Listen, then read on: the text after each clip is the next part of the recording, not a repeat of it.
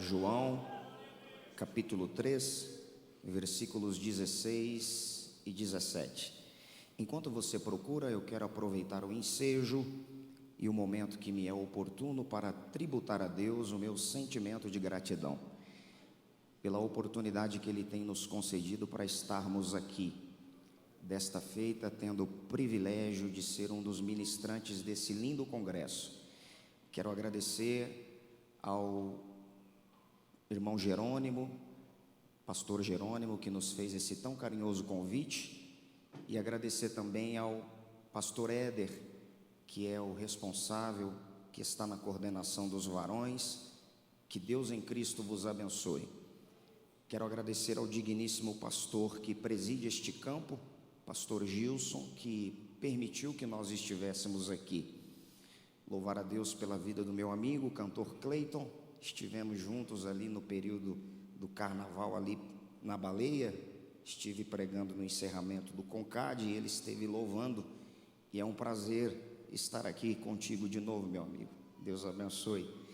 E o meu desejo é que essa noite eu seja um canal de bênçãos para a sua vida. Amém? O tema de vocês é o preço da redenção. E hoje eu quero trazer uma palavra subordinado ao tema resgatados com preço de sangue. Fale comigo, resgatados com preço de sangue. Fala de novo, resgatados com preço de sangue. Amém. João capítulo 3, versículos 16 e 17, quem achou, diga amém. Diz assim: porque Deus amou o mundo de tal maneira que deu o seu Filho unigênito, para que todo aquele que nele crê não pereça, mas tenha a vida eterna. Porque Deus enviou o seu Filho ao mundo não para que condenasse o mundo, mas para que o mundo fosse salvo por ele.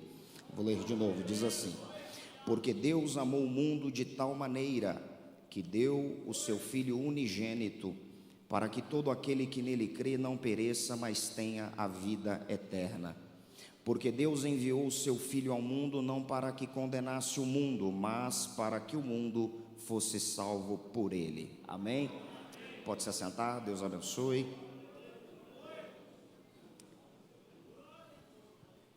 Glória a Deus. Quem me ouve, diga amém. Amém. Obrigado. Queridos, nesses últimos dias, o Espírito Santo, ele tem falado fortemente ao meu coração sobre intimidade com Deus. Intimidade é a capacidade que você tem de se relacionar de maneira intensa, profunda, sincera e verdadeira com alguém. Não existe intimidade sem relacionamento. Não existe relacionamento sem aproximação. E não existe aproximação sem que haja interesse de ambos os lados. Isso chama-se reciprocidade. O relacionamento, ele não é unilateral. A intimidade, ela não é uma via de mão única, ela é uma via de mão dupla. Porque quando você se interessa por alguém e esse alguém não se interessa por você, você se torna vítima de um amor não correspondido.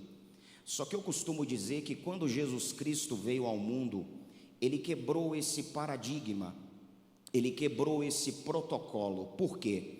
Porque ele se interessou pelo ser humano, mesmo o ser humano não tendo interesse por ele. É por isso que a Bíblia nos diz em João, no capítulo 1 e o versículo de número 11, que ele veio para os que eram seus, mas os seus não o receberam. Isso é amor não correspondido.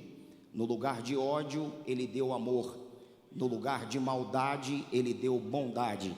No lugar de truculência, ele deu perdão. No lugar de chicotadas, ele deu compaixão. E no lugar de ingratidão, ele deu salvação. A salvação é o ponto de partida para que o ser humano tenha um relacionamento estreito com Deus. Intimidade e salvação são palavras que estão completamente relacionadas e é impossível desconectá-las uma da outra, porque não tem como você ter intimidade se você não é salvo, e não tem como você dizer que é salvo se você não tem intimidade com aquele que te salvou. A salvação, ela aproxima o homem de Deus e afasta o homem do diabo. Ela aproxima o homem do céu e afasta o homem do inferno. Ela aproxima o homem da vida eterna e afasta o homem da condenação eterna. Ela aproxima o homem da santidade e afasta o homem da mediocridade. A maior dádiva de Deus para a humanidade é a dádiva da salvação. Fale comigo, salvação.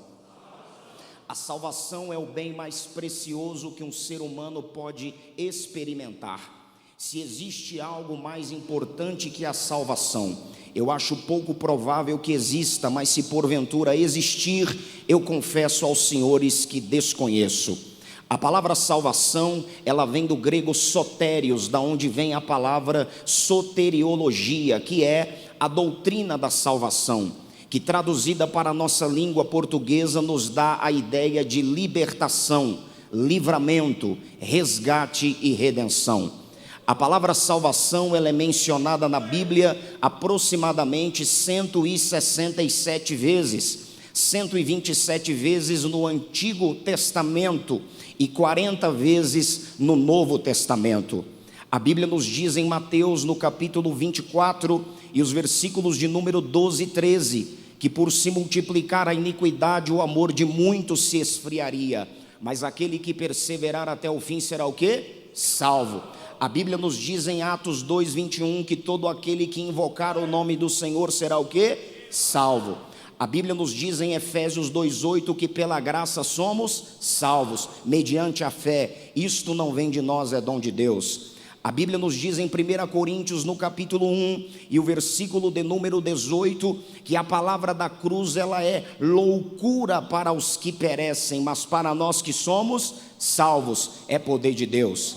A Bíblia nos diz em Tito 2:11, que a graça de Deus se manifestou, trazendo salvação a todos os homens. A salvação através de Jesus Cristo, ela é o único meio, ela não é um dos meios, ela é o único meio que permite a entrada do homem no reino de Deus, de modo que é impossível o ser humano receber a salvação que não seja por intermédio de nosso Senhor e Salvador Jesus Cristo. A Bíblia nos diz em Lucas 19:10 que o Filho do Homem, Jesus Cristo, ele veio buscar e salvar o que se havia perdido. A Bíblia nos diz em Atos 16:31, crê no Senhor Jesus e será salvo tu e a tua casa. A Bíblia nos diz em 2 Tessalonicenses, no capítulo 5 e o versículo de número 9, que Deus não nos destinou para a ira, mas para receber a salvação por nosso Senhor Jesus Cristo. A Bíblia nos diz em 1 Timóteo, no capítulo 1 e o versículo de número 15, fiel é esta palavra e digna de toda a aceitação, que Cristo Jesus veio ao mundo para salvar os pecadores, dos quais eu sou o principal. A salvação, ela é o único milagre que provoca festa nos céus. A Bíblia não diz que a festa nos céus quando você compra um carro novo. A Bíblia não diz que a festa nos céus quando você compra uma casa nova. A Bíblia não diz que a festa nos céus quando você é curado de um determinado tipo de enfermidade. A Bíblia não diz que a festa nos céus quando você é aprovado num concurso público, mas a Bíblia diz que há alegria diante dos anjos de Deus por um pecador que se arrepende. Esse é o propósito da salvação. A salvação, ela tem como propósito despertar no coração do homem um sentimento nobre chamado arrependimento. O que é arrependimento, pastor? Arrependimento é mudança de procedimento, abandono da prática do pecado. Provérbios capítulo 28, versículo 13, o que encobre as suas transgressões nunca prosperará, mas aquele que confessa e deixa, alcança a misericórdia. Isso é arrependimento. Arrependimento é você confessar o pecado que cometeu e deixar de fazer aquilo que você estava fazendo. O arrependimento, ele é pronunciado com os lábios e confirmado pelas atitudes. E o reconhecimento do pecado é o início da salvação. Isaías capítulo 55, versículo 7. Deixe o ímpio o seu caminho, e o homem maligno os seus pensamentos, e se converta ao Senhor, que se compadecerá dele. Ezequiel capítulo 33, versículo 11. A Bíblia diz que Deus não tem prazer na morte do ímpio, mas que ele se converta do seu caminho e viva. Agora, o que é pecado? Pecado é tudo aquilo que separa, que afasta, que distancia o homem de Deus. A palavra pecado no original significa errar o alvo. O alvo é Cristo, o alvo é a salvação, o alvo é a vida eterna. E todas as vezes que o ser humano erra esse alvo, ele está cometendo um pecado.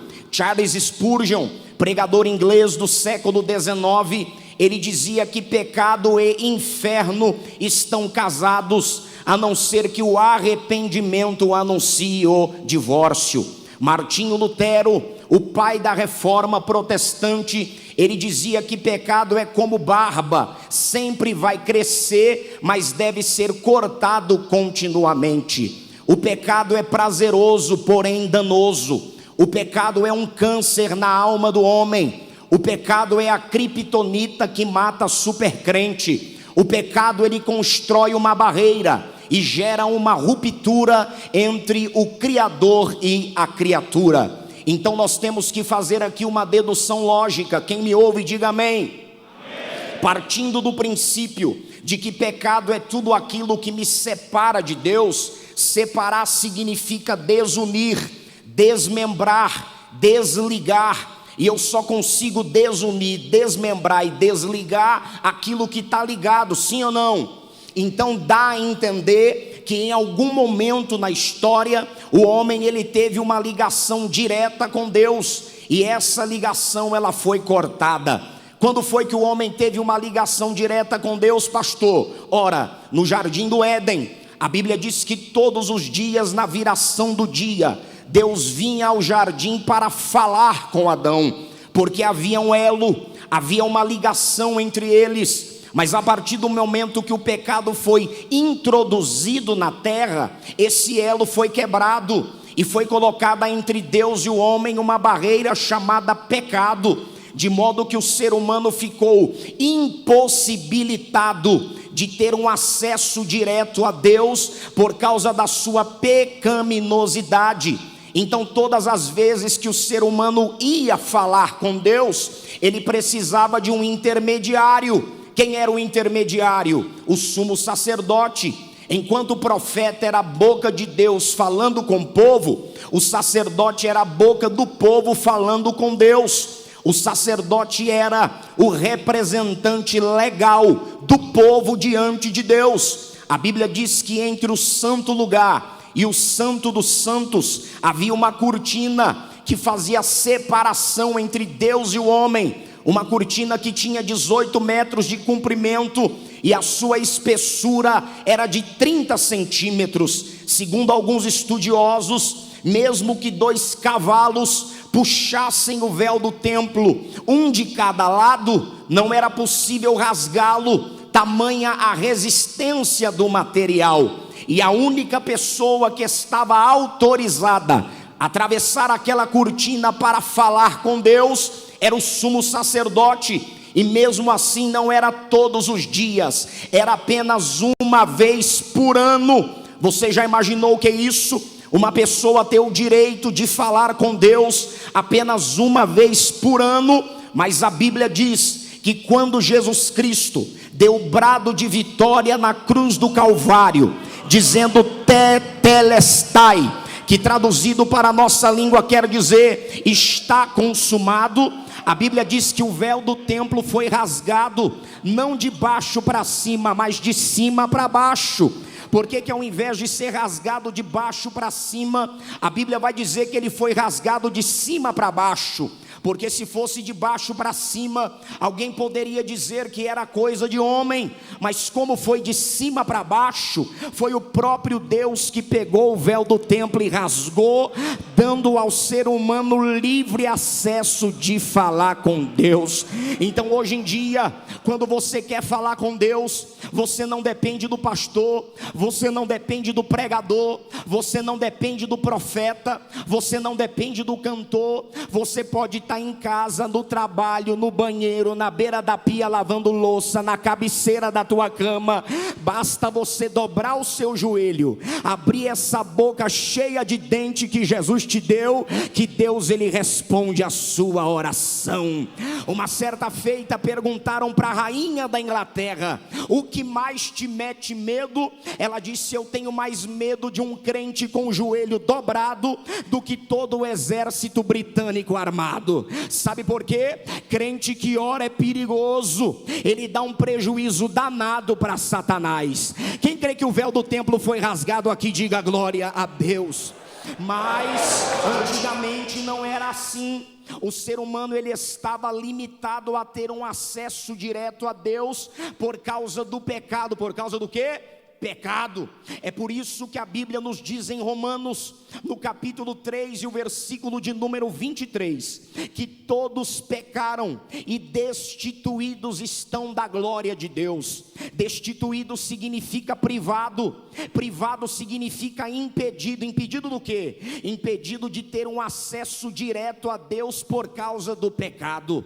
A Bíblia nos diz em João 8,34 que todo aquele que comete pecado é escravo do pecado. A Bíblia nos diz em 1 João 3,8 que quem comete pecado é do diabo, porque ele vive pecando desde o princípio. Mas para isso se manifestou o Filho de Deus, para desfazer as obras do diabo. A Bíblia nos diz em Romanos no capítulo 6 e o versículo de número 23 que o salário do pecado é a morte. O que é salário? Salário é pagamento recebido pelo serviço prestado. Então, em outras palavras, o texto está dizendo que todas as vezes que o ser humano peca, ele recebe a morte como pagamento do seu pecado. Então agora deixa eu lhe fazer aqui uma pergunta retórica que eu estou pregando para gente inteligente. Existe algum ser humano na face da terra que não tenha pecado, sim ou não? Claro que não. Só para você ter ideia, você já nasce em pecado. Você se lembra do que Davi disse no Salmo 51? Eis que em iniquidade fui formado, e em pecado me concebeu a minha mãe. Porque o pecado, além de ser uma prática, ele é uma herança que nós herdamos de Adão. Então todos os seres humanos são pecadores, e o salário do pecado é a morte. Então isso me faz entender que toda a humanidade estava condenada à morte. E eu imagino Deus agora se levantando do trono, isso é uma conjectura minha, olhando para o planeta Terra e dizendo: o ser humano pecou, o salário do pecado é a morte, então eu vou ter que matar todo mundo. E eu imagino Jesus se levantando à direita do Pai, dizendo: meu Pai, quer dizer que o ser humano pecou? Pecou, meu filho. E o salário do pecado é a morte? É, meu filho. Então quer dizer que para que a dívida dele seja paga, alguém vai ter que morrer? Sim, meu filho. Então pode botar na minha conta, porque eu vou morrer por eles na cruz do Calvário. A dívida do pecado, ela já foi paga. É por isso que a Bíblia diz que nenhuma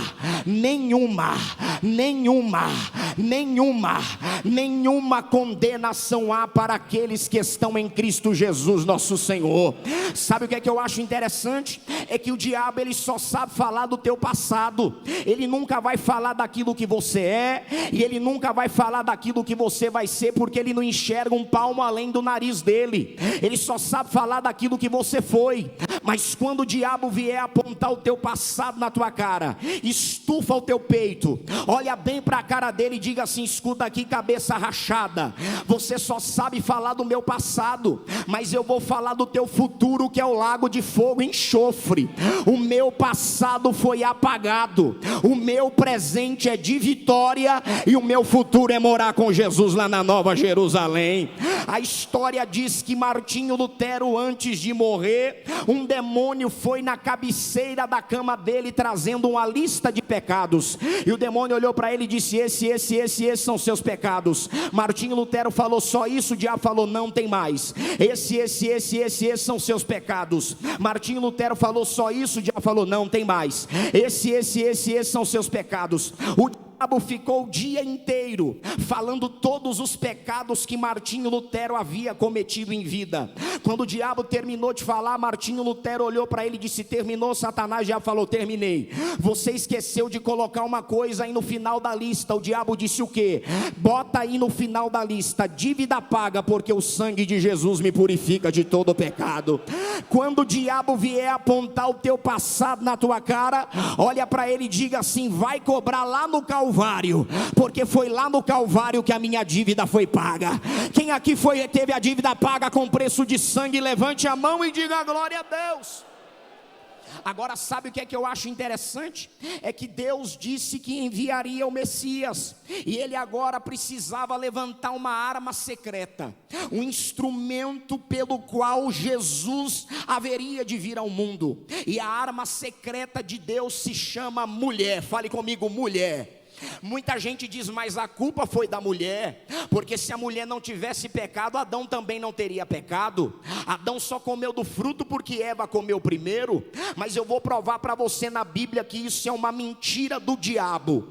Isso é um fardo que o diabo quer lançar sobre o ministério feminino, ainda que nós estamos em congresso de varões, e que não é verdade. Sabe por quê? Porque a Bíblia diz que Deus mandou Adão não comer do fruto, em Gênesis no capítulo 2 e o versículo 17, e a mulher foi criada só no versículo 18. Então quer dizer, quando Deus mandou Adão não comer, a mulher não havia nem sido criada ainda. Tanto é que você vai ver que quando Deus vai dar a sentença ao homem, ele olha para o homem e diz assim: maldita é a terra por tua causa. A culpa não é dela não, a culpa é tua, porque você que é vacilão e eu mandei você não comer. Mas eu imagino o diabo pulando e dando risada e dizendo: bem feito, através da mulher o pecado entrou na terra. Aí Deus olha para Satanás e diz assim: Satanás, quer dizer que através da mulher o pecado entrou? O diabo diz: é.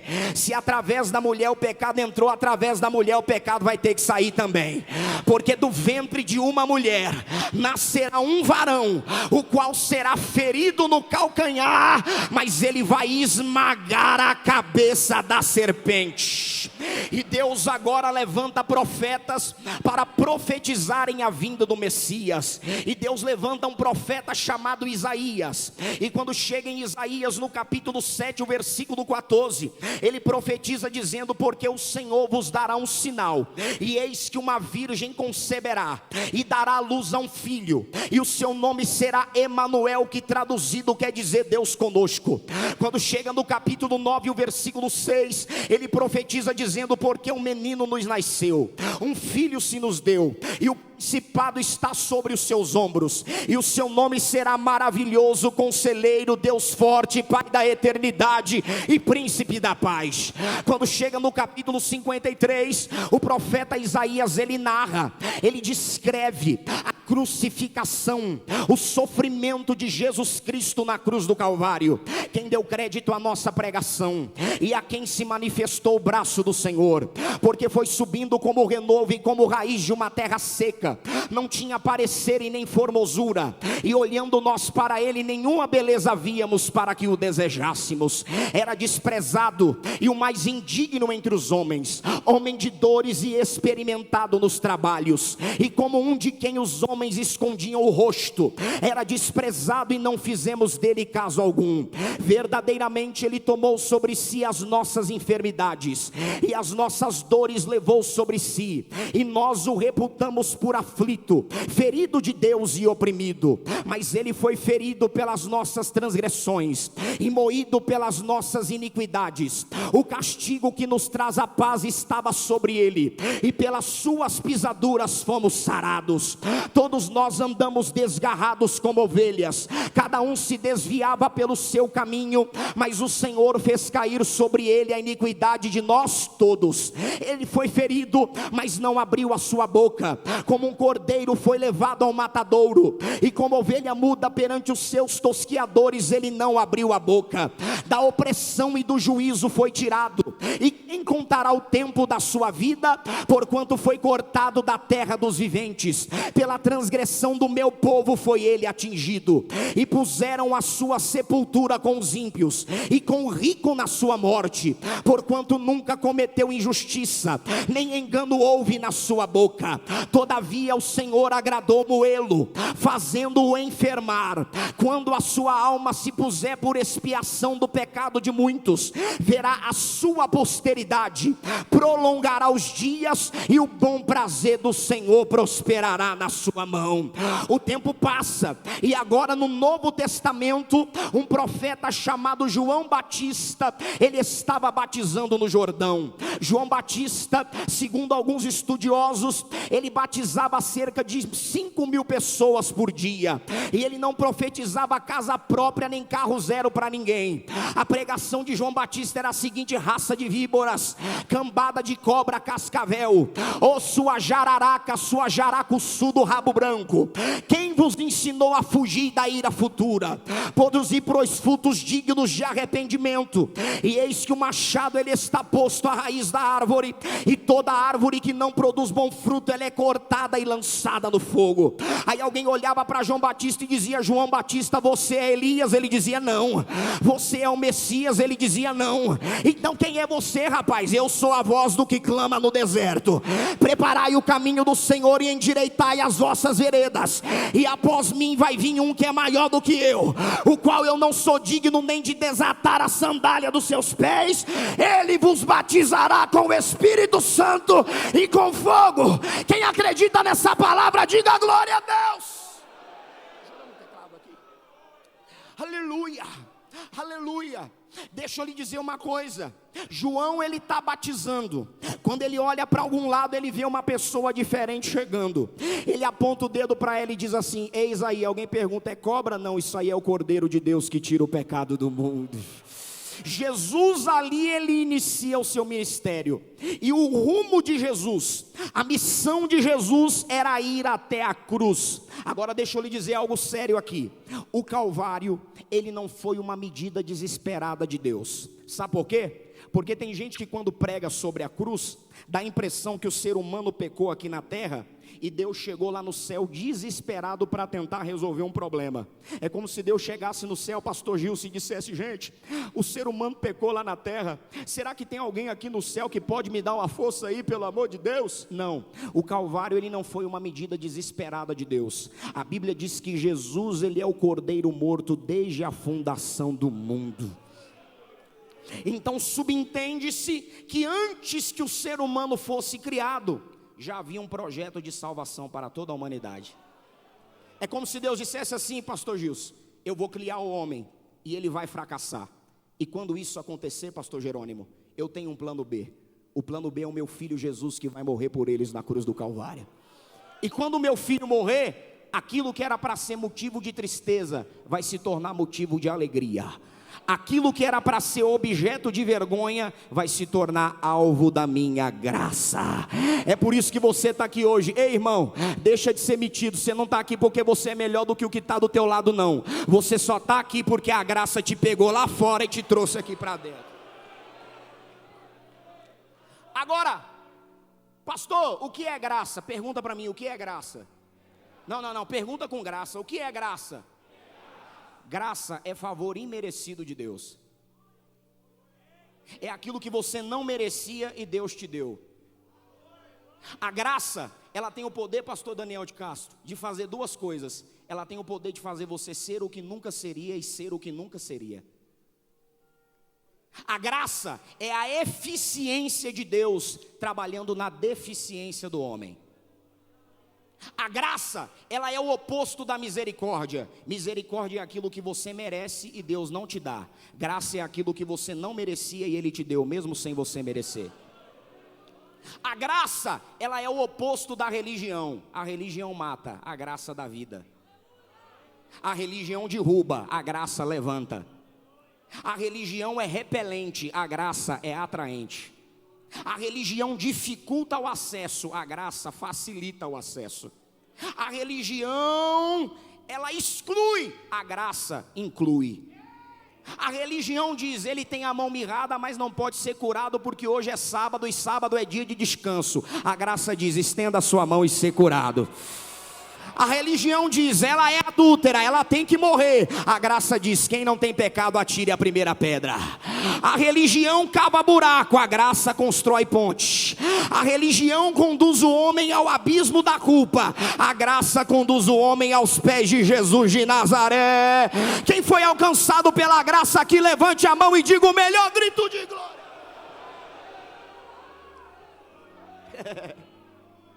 Sabe como eu me maravilho lendo a Bíblia? Quando eu leio João capítulo 1, quando a Bíblia diz que o verbo se fez. Como é que é? O verbo se fez e habitou entre. Você já parou para pensar na profundidade desse texto, irmão?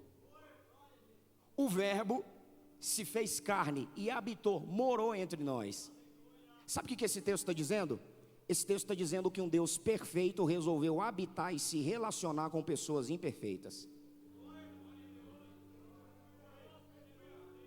Jesus veio ao mundo para nos ensinar a ser gente como gente tem que ser. Jesus vivia cercado de gente, era discípulo, mas era gente. Para andar com Jesus não precisa deixar de ser gente. Não foi o homem que virou Deus, foi Deus que quis virar homem. Billy Graham dizia, o que mais me maravilha não foi o homem ter pisado na lua, o que mais me maravilha foi Deus ter pisado na terra. Jesus se fez ninguém para transformar em alguém o ninguém que você era. Ah não, ouvi um glória e 2 aleluia, eu vou repetir. Jesus se fez ninguém para transformar em alguém o ninguém que você era.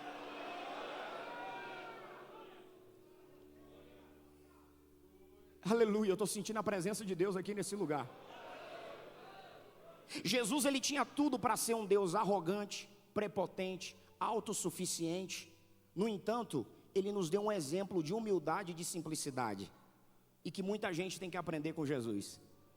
Ele ficou 9 meses no ventre de Maria. Ele foi amamentado, ele foi carregado no colo.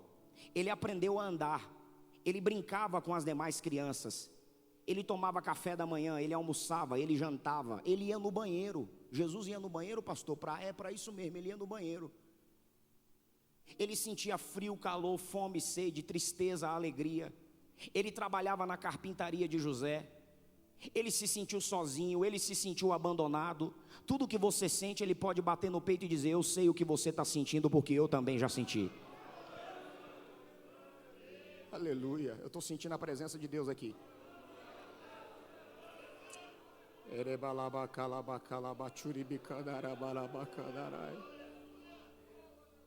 Aleluia. Aleluia.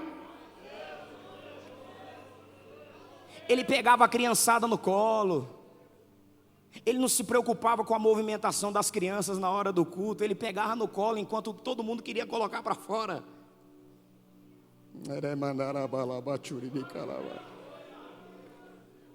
Quando Judas beijou ele no Getsêmani, ele chamou Judas de amigo. Quando Pedro cortou a orelha do soldado que foi prendê-lo, ele pegou a orelha do soldado, colocou no lugar e mandou Pedro guardar a espada. Quando ele estava pregado aqui na cruz, sendo xingado pelas pessoas aqui embaixo, ao invés de falar palavrão, ele disse, Pai, perdoa eles, porque eles não sabem o que estão fazendo. A Bíblia diz que ele foi pregado ao lado de 2 ladrões. 2 o quê? 2 o quê? Um ladrão olhou para ele. Olha que ladrão abusado, irmão. Se eu fosse Jesus, eu mandava ele para o inferno na hora, sem elevador. O ladrão olhou para Jesus e falou, se tu és o Cristo, filho de Deus, desça da cruz, salve a você e salve a nós também. Aí a gente vai ver se crê que tu és o filho de Deus. O outro bandido olhou para o outro e falou, toma vergonha na cara, rapaz. Nós estamos aqui porque merecemos. E esse homem da cruz do meio, ele nada fez para estar aqui.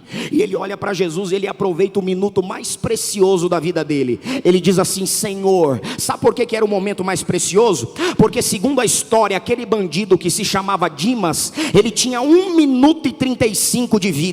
Foi o 1 minuto e 35 mais precioso da vida daquele rapaz.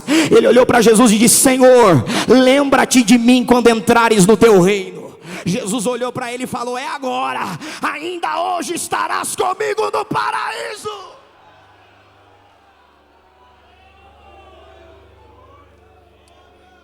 Agora sabe o que eu acho interessante, pastor Ronaldo? É que lá na cruz, Jesus ele salva o bandido. Lá na cruz ele salva quem?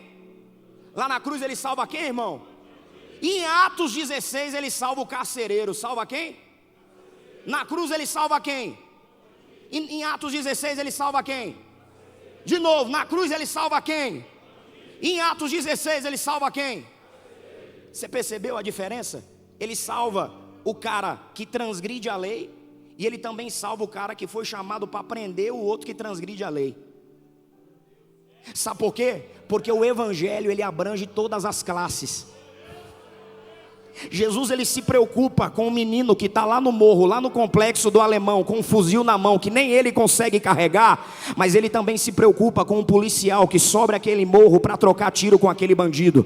Sabe o que Deus manda eu dizer para você? Eu não sei se na tua casa tem polícia ou tem ladrão, mas de uma coisa eu tenho certeza: a salvação vai bater na porta da tua casa. Aleluia, levante a tua mão que eu quero profetizar sobre a tua vida e já estou encerrando. O teu filho não vai morrer na mão da polícia. O teu filho não vai morrer na mão de traficantes. A tua filha não vai morrer na prostituição. O teu marido não vai morrer na cachaça. Ainda esse ano de 2019, a salvação ela vai bater na porta da tua casa. Se tem alguém que acredita na palavra desse pregador barulhento, solta aquele grito que está entalado aí na tua garganta.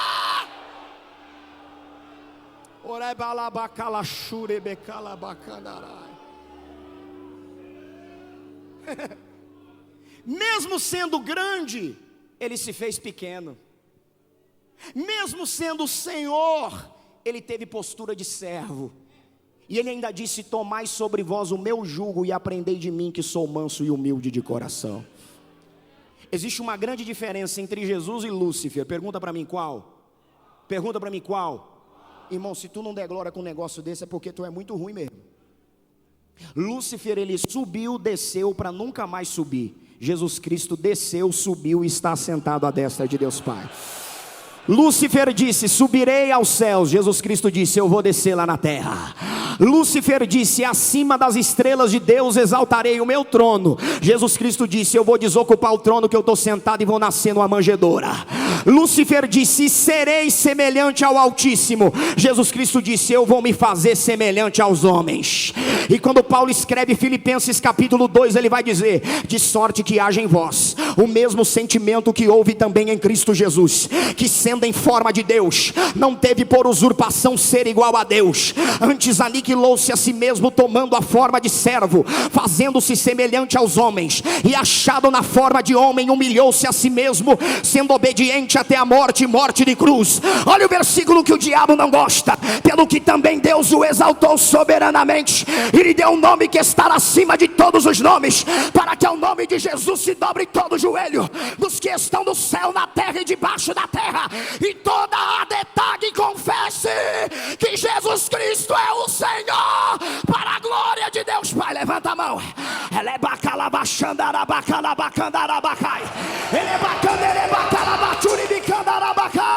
quem é pentecostal, abre a boca para fazer barulho.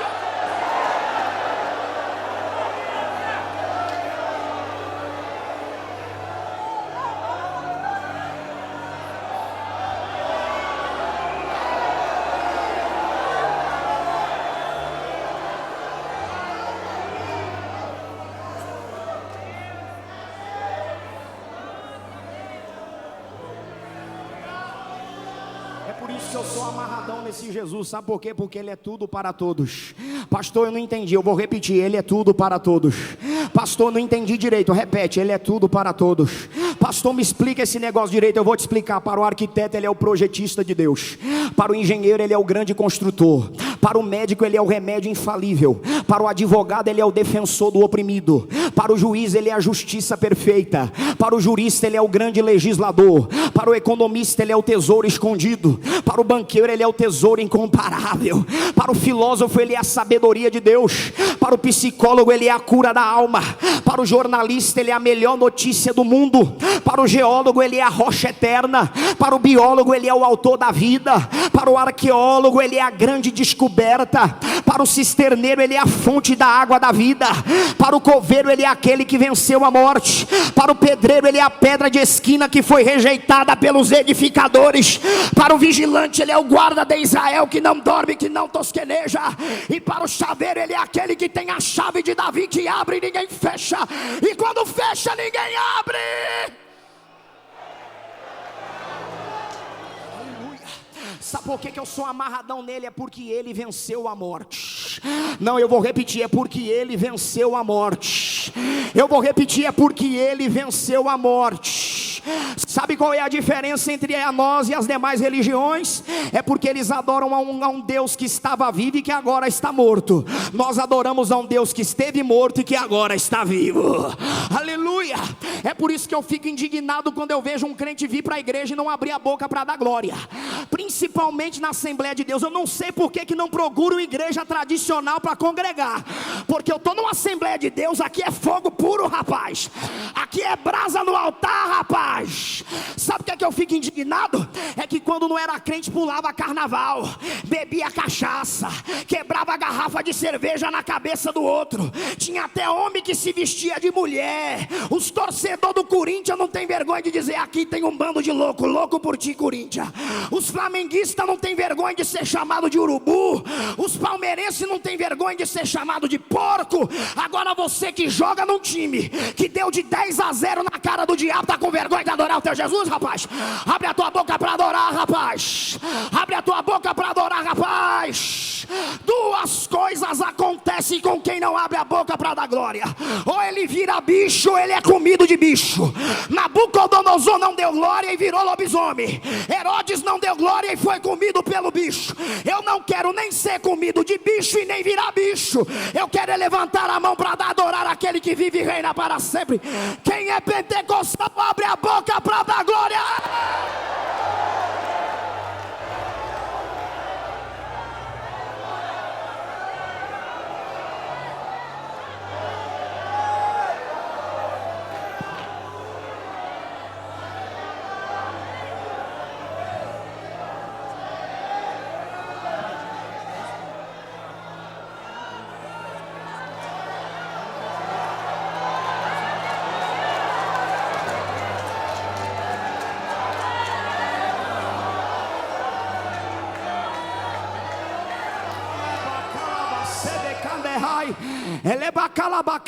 Levanta a tua mão.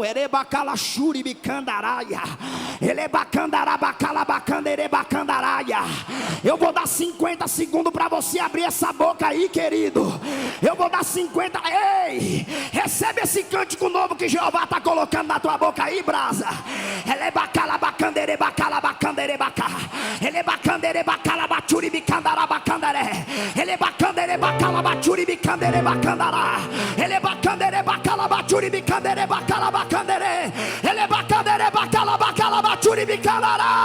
Quem é pentecostal, adore a Deus.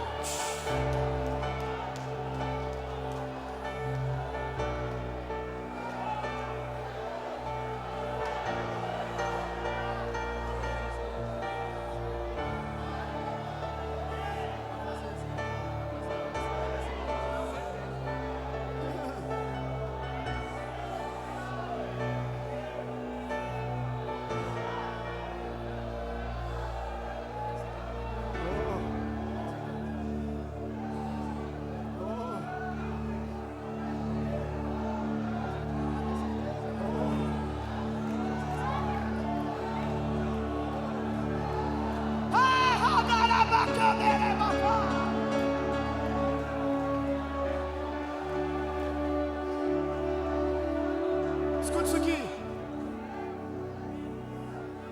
Eu fiz todo esse arrudeio para lhe dizer apenas uma coisa: Jesus te ama. Eu vou repetir: Jesus te ama. Nelson Mandela disse: ninguém nasce odiando. As pessoas, elas aprendem a odiar. E se elas podem aprender a odiar, elas também podem aprender a amar. Eu concordo com essa frase de Nelson Mandela, só que tem um problema: eu preciso de motivos para te amar. Eu te amo porque tu é gente boa, porque tu me deu carona, porque tu me emprestou carro, porque tu me emprestou dinheiro, porque tu me arrumou um emprego. Agora Deus não. Deus, Ele te ama independente. Deus, Ele te ama incondicionalmente. Deus, Ele te ama apesar de. Não há nada que você faça para que Ele te ame mais, e não há nada que você faça para que Ele te ame menos. Ele te ama com amor incondicional. Agora, quem aqui já disse pro gato, pro cachorro, pro papagaio, pra namorada, pro pai, pra mãe, alguma vez na vida, eu te amo? Quem já disse isso aqui alguma vez? Quando tu diz pra tua namorada, eu te amo, o que ela diz pra tu? Então prova que me ama. Mas eu te amo, então prova que me ama. Por que tu está dizendo isso, pastor Rafael? É porque Deus, Ele te ama e Ele provou que te ama. Não, eu vou repetir. Deus, Ele te ama e Ele provou que te ama. Qual é a prova do amor de Deus, pastor? Porque Deus amou o mundo de tal maneira. Se o Senhor amou o mundo de tal maneira, então prova que deu o seu Filho unigênito, para que todo aquele que nele crê não pereça, mas tenha vida eterna. Uma certa feita, uma irmã dirigente do círculo de oração, ela estava sentada, pastor Gilson, na cadeira do IML, esperando para liberar o corpo do filho de 23 anos que havia acabado de ser assassinado. E o jornalista da cidade, sabendo que ela era crente, disse assim: minha senhora, onde Deus estava quando o seu filho foi brutalmente assassinado? Ela disse assim: ele estava no mesmo lugar em que ele estava quando o filho dele foi brutalmente assassinado. Deixa eu lhe dizer uma coisa. Deus, Ele não te ama porque Jesus morreu na cruz. Jesus morreu na cruz porque Deus ama você. A cruz, ela não é a causa. A cruz, ela é a consequência do amor de Deus pela sua vida. Fique de pé em nome de Jesus.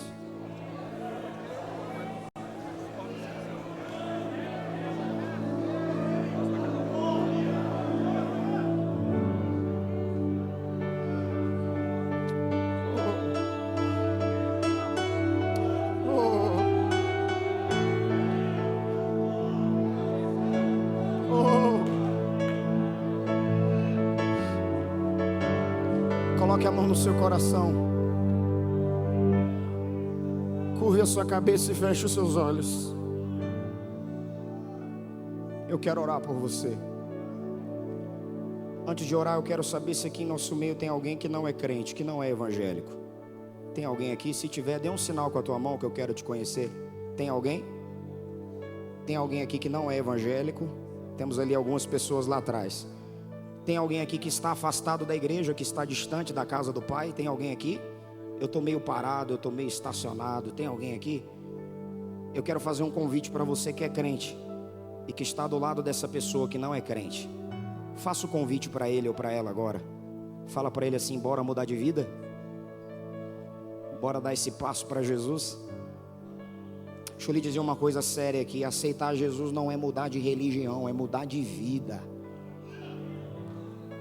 Se você der um passo para Jesus, Ele vai dar 10 passos ao seu encontro. Você mais do que ninguém sabe que você não veio aqui porque você quis, você veio porque Deus te trouxe aqui.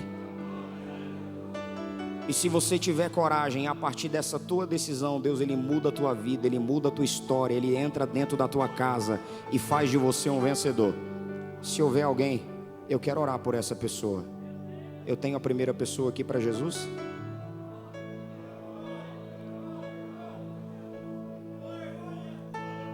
Eu tenho a primeira pessoa aqui para Jesus. Não deixe para amanhã o que você pode fazer agora. Enquanto você se decide, coloque a mão no seu coração. Curve a sua cabeça e feche os seus olhos. Fale comigo assim: Senhor Jesus. Não, tá fraco. Fala: Senhor Jesus, eu creio na tua palavra. Fala comigo assim: eu acredito que faço parte da geração que foi comprada por um alto preço. Fala mais alto: eu acredito que faço parte da geração que foi comprada por um alto preço. Muda a minha vida, muda a minha história. Tira de mim tudo aquilo que me impede de ser mais grato. Faz de mim um vaso novo e me transforma num agente de salvação.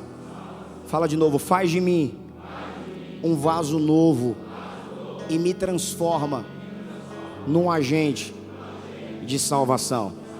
Você vai procurar pelo menos 5 pessoas. Quantas pessoas eu falei? Quantas pessoas eu falei?